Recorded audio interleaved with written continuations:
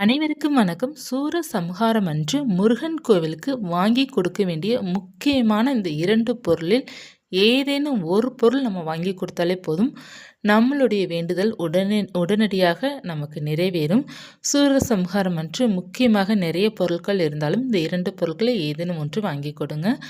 முதலாவதாக பார்த்தீங்கன்னா, நம்ம அபிஷேகத்தில் போயிட்டு சூரசம்ஹாரம் அன்று கலந்து கொள்வது ரொம்ப ரொம்ப சிறப்புக்குரியதாக இருக்கும். அபிஷேகத்தில் போயிட்டு நம்ம கலந்து கொள்ளலாம். இரண்டாவதாக பார்த்தீங்கன்னா, நம்ம பூஜைக்கான பொருள் வாங்கி கொடுப்பது ரொம்ப நல்லது. அபிஷேக பொருளை என்ன பொருள் நம்ம வாங்கி கொடுக்கணும் அப்படின்னா, சூரசம்ஹாரம் நமக்கு நடந்திருப்பதனால தயிர் ப்ளஸ் நம்ம சந்தனம் இந்த 2ல் ஏதேனும் ஒன்று நம்ம வாங்கி கொடுக்கலாம். இளநீர் வாங்கி கொடுக்கலாம்.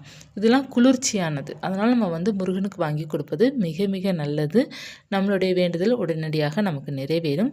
பால் வாங்கி கொடுக்கலாம். தேன், பஞ்சாமிர்தம், அபிஷேக பொடி, மஞ்சள் எல்லாமே நம்ம வாங்கி கொடுக்கலாம். ஆனால் இவ்வளோ இதுவும் வாங்கி கொடுக்க முடியாது. அப்படி இருப்பவர்கள்லாம் சந்தனம் ஒரு பாக்கெட்டு அல்லது தயிர் இதில் நீங்கள் ஏதேனும் ஒன்று வாங்கி கொடுங்க. முருகனுக்கு நம்ம வஸ்திரம் வாங்கி கொடுப்பது ரொம்ப ரொம்ப நல்லது. பட்டு வஸ்திரமாக வாங்கி கொடுக்கணும். பச்சை நிறத்தில் வாங்கி கொடுக்கணும். மிக மிக நல்லது. இது யாரெல்லாம் முடியுதோ அவர்கள் வாங்கி கொடுங்க.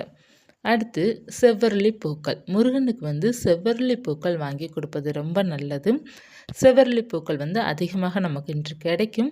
ஒருவேளை கிடைக்கல உங்களுக்கு அப்படின்னா சம்மங்கி மாலை வாங்கி கொடுப்பது ரொம்ப ரொம்ப நல்லது. நம்மளுடைய வேண்டிய வரங்கள் அனைத்துமே நமக்கு நடக்கும். சூரசம்ஹாரம் அன்று போயிட்டு 6 தீபம் கோவிலில் போயிட்டு ஏற்றி வைத்து வழிபாடு செய்துட்டு வருவது மிக மிக விசேஷமானதாக இருக்கும். இதெல்லாம் கோவிலுக்கு போகிறவங்க ஃபாலோ பண்ணிக்கோங்க. இப்போ கோவிலுக்கெலாம் என்னால் போக முடியாது அப்படின்னா வீட்டிலே நீங்கள் என்ன செய்ய வேண்டும் அப்படின்னா, தயிர் சாதம் ரெடி பண்ணி சுவாமிக்கு நைவேத்தியம் பண்ணி வழிபாடு செய்து பாருங்கள். ரொம்ப நல்ல மாற்றங்கள் உங்களுக்கு இருக்கும். முருகனுடைய அருள் நமக்கு பரிபூர்ணமாக கிடைக்கணும் அப்படின்னா ஒரு சில மந்திர சொல் நம்ம சொல்லணும். அந்த மந்திரங்கள் மிக மிக சக்தி வாய்ந்தது. சூரசம்ஹாரம் அன்று சொல்ல வேண்டிய முக்கியமான நாமங்கள், முக்கியமான மந்திரங்கள் நம்ம பார்க்கலாம். முதலாவதாக பார்த்தீங்கன்னா, சஷ்டி கவசம் முடிந்த அளவுக்கு எல்லாருமே பாராயணம் பண்ணுவது ரொம்ப நல்லது. நம்ம உச்சரிக்க வேண்டிய மந்திரம், அடிக்கடி சொல்ல வேண்டிய மந்திரம் என்ன அப்படின்னா, ஓம் சரவணபவாய நமக. இந்த 6 எழுத்து மந்திரம் நம்ம அடிக்கடி உச்சரித்து கொண்டே இருக்கணும். அடுத்து முருகன் சூரசம்ஹாரம் முடிந்த பிறகு நாம் சொல்ல வேண்டிய கோஷங்கள், நம்ம சொல்ல வேண்டிய மந்திரங்கள் கூட சொல்லலாம், நாமங்கள் கூட சொல்லலாம். இது கட்டாயமாக எல்லோருமே சொல்லணும். சுவாமி கும்பிட்ட பிறகு கட்டாயமாக சூரசம்ஹாரம் அன்று நீங்கள் சொல்ல வேண்டிய இந்த வார்த்தைகள் சொன்னாலே போதும். முருகனுக்கு உற்சாகம் இருக்கும், நமக்கும் அது உற்சாகம்தான். வெற்றிவேல் முருகனுக்கு அரோகரா, வீரவேல் முருகனுக்கு அரோகரா, பாலதண்டாயுதபாணிக்கு அரோகரா. இதை நீங்கள் தொடர்ந்து சொல்லிக்கிட்டே இருக்கணும். வெற்றிவேல் முருகனுக்கு அரோகரா சொல்லிக்கிட்டே இருக்கணும். இந்த கோஷங்கள் தான் இன்றைக்கு தேவை. சூரசம்ஹாரம் அன்று எல்லோருமே சொல்ல வேண்டிய கோஷங்கள் தான் வெற்றிவேல் முருகனுக்கு அரோகரா, வீரவேல் முருகனுக்கு அரோகரா. அந்த வார்த்தைகள் எல்லோருமே கட்டாயமாக சொல்லணும். சூரசம்ஹார விரதம் இருந்து வழிபாடு செய்வர்களும் சரி, இல்லை நான் விரதம் இல்லை பூஜை மட்டும் தான் செய்கிறேன் அப்படி இருந்தாலும் சரி, எல்லாருமே பூஜைகள் முடித்த பிறகு உங்கள் வீட்டில் பூஜைகள் முடித்த பிறகு நீங்கள் சொல்ல வேண்டிய கோஷங்கள். அடுத்து நம்ம செய்ய வேண்டியது என்ன அப்படின்னா, இந்த நாளன்று யாருக்காவது ஒருவருக்கு தயிர் சாதம் தானமாக கொடுங்க. முடிந்த அளவுக்கு தானங்கள் கொடுப்பது மிக மிக நல்லது. வீட்டு பக்கத்தில் இருக்கிறவங்களுக்கு கூட நீங்கள் கொடுக்கலாம். ஏதேன்னு சாப்பாடு நீங்கள் வீட்டில் ரெடி பண்ணி வைக்கிறீங்க சூரசம்ஹாரம் அன்றுன்னு, நீங்கள் பூஜையெல்லாம் முடிச்சுட்டு அவங்களுக்கு போயிட்டு கொடுக்கலாம். இல்லை வீட்டுக்கு வர வச்சு நம்ம கொடுக்கலாம். இது நம்மளுடைய விருப்பம் தான். ஒரு சர்க்கரை பொங்கலோ, ஒரு தயிர் சாதமோ, இல்லை நம்ம ஆர்வகை சாதம் எதுன்னு வச்சுருக்குறோம் அப்படின்னா தானம் நம்ம பண்ணணும். நம்ம தானம் பண்ணுறது பார்த்திங்கன்னா, பணம் இல்லாதவர்களிடம், ரொம்ப கஷ்டப்படுறவர்களிடம் தானம் பண்ணும்போது தான் நமக்கு முழுமையான பலன் கிடைக்கும். இருந்தாலும் அந்த நேரத்தில் நம்ம யாரை போய் தேடுறது அப்படிங்கிறதுனால நமக்கு அட்லீஸ்ட் நம்ம தானம் அப்படிங்கிறது ஒரு உணவு தானம் யாருக்கு பண்ணாலும் அது ஒரு புண்ணியம் கிடைக்கும். ஆனால் முக்கியமாக நம்ம இல்லாதவங்களுக்கு பண்ணும்போது நமக்கு அதில் முழு பலன் கிடைக்கும் அப்படிங்கிறது சொல்லுவாங்க. வசதி இருக்கிறவங்களே நம்ம கூப்பிட்டு சாப்பாடு போடுறதுக்கும், சாப்பாடு ஒரு வேளை சாப்பாடு கூட கிடைக்க கஷ்டப்படுறவங்களுக்கும் போடுறதுக்கும் 2க்குமே வித்தியாசம் இருக்குது பார்த்தீங்களா? அதுக்காக தான் நம்ம சாப்பாடுக்கே கஷ்டப்படுறவங்களுக்கு நம்ம தானம் கொடுக்கும்போதும் அதற்கு ஒரு பலனும், இல்லை நம்ம வந்து அந்த மாதிரி ஆட்களை வந்து அந்த நேரம் தேட முடியாது அப்படின்னா வீட்டில் இருக்கிற பக்கத்தில் இருக்கிறவங்க எல்லாத்துக்கும் யாருக்காவது ஒருத்தவங்களுக்கு கூப்பிட்டு சாப்பாடு போடுறதோ அல்லது சாப்பாடு கொடுப்பதோ அதற்கேற்ற புண்ணியங்கள் நமக்கு கிடைக்கும். எப்போதுமேங்க முக்கியமானது, உங்களுக்கு எவ்வளோ கவலைகள், பிரச்சனைகள், கஷ்டங்கள் ஏதேனும் ஒன்று இருக்குது அப்படின்னா யாருக்காவது வந்து உணவு தானம் பண்ணி பாருங்கள். உங்களுடைய கஷ்டங்கள் கவலைகள்லாம் தீர ஆரம்பிக்கும்.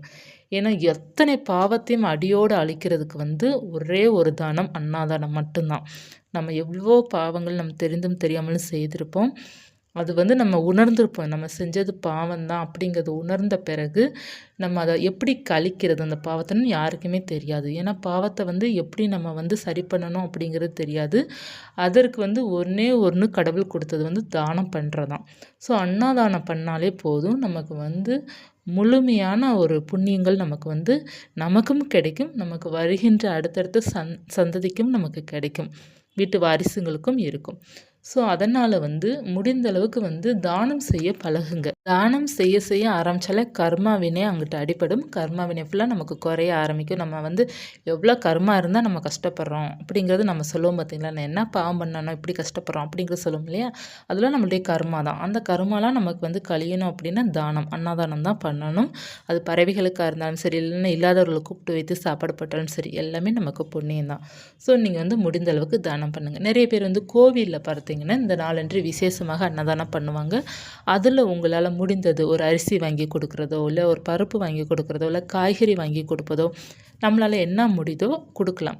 இல்லை அமௌண்ட்டு வந்து கலெக்ட் பண்ணுறாங்க அப்படின்னா கூட அதில் நம்மளால் முடிந்த அளவுக்கு கொடுத்து நம்ம அந்த அன்னதான சாப்பாட்டில் நம்மளுடைய பங்கும் கொஞ்சம் இருக்கிற மாதிரி நம்ம பார்த்துக்கிடணும். அதில் நமக்கு புண்ணியம் தரக்கூடியது. இதெல்லாம் நம்ம ஃபாலோ பண்ணாலே போதும். முருகனுடைய அருள் வந்து பரிபூர்ணமாக முழுவதும் நமக்கு கிடைக்கும். நம்ம வந்து அவரை தேடி போக தேவையில்ல, அவர் நம்மளை தேடி வருவார். இந்த அன்னதானம்லாம் பண்ண ஆரம்பித்தோம் அப்படின்னா கடவுள் தான் நம்மளை தேடி வருவாங்க. ஸோ இதை நீங்கள் செய்து பாருங்கள், உங்கள் வாழ்க்கை வந்து அமோகமாக மாறும். சூர சம்ஹாரம் அன்று என்னென்ன செய்யணும் அப்படிங்கிறதுக்கான பதிவுகள் நான் நிறையா கொடுத்துருக்குறேன். எப்படி வழிபாடு செய்ய வேண்டும்ங்கிறது பதிவுகள் நான் கொடுத்துருக்குறேன். வேணுங்கிறவங்க சேனலில் செக் பண்ணி பாருங்கள். கட்டாயமாக முடிந்த அளவுக்கு கோவிலுக்கு ஏதேனும் பொருள் வாங்கி கொடுங்க. அதில் அதிகமாக வந்து பணம் சம்மந்தப்பட்ட கடன் பிரச்சனை இருப்பவரெலாம் செவ்வரளி பூக்கள் வாங்கி கொடுங்க. முருகன்ட்டு நல்லா வேண்டிட்டு வாங்க. எனக்கு அடுத்த சஷ்டி வர்றதுக்குள்ளே எல்லா பிரச்சனையும் எனக்கு சரியாக இருக்கணும், நான் மிக மிக மகிழ்ச்சியுடன் உன்ட்ட வந்து வேண்டிக்கணும் அப்படிங்கிற மாதிரி மகிழ்ச்சியுடன் நீங்கள் வந்து சுவாமிகிட்ட வந்து உங்களுடைய கோரிக்கைகள் எல்லாம் வைங்க. கட்டாயமாக எல்லாம் நிறைவேறும். முருகனுடைய அருளோடு நமக்கு எல்லாருக்குமே எல்லாருடைய பிரார்த்தனை நிறைவேற வேண்டும் அப்படிங்கிறது பொதுவாக எல்லோருக்காகவும் ஒரு முறை பிரார்த்தனை பண்ணிக்கோங்க. கோவிலில் போயிட்டு கோயிலுக்கு போக முடியாதவர்கள் வீட்டிலே எளிமையாக வழிபாடு செய்து கொள்ளலாம். மீண்டும் ஒரு தருடன் உங்களை சந்திக்கிறேன். நன்றி.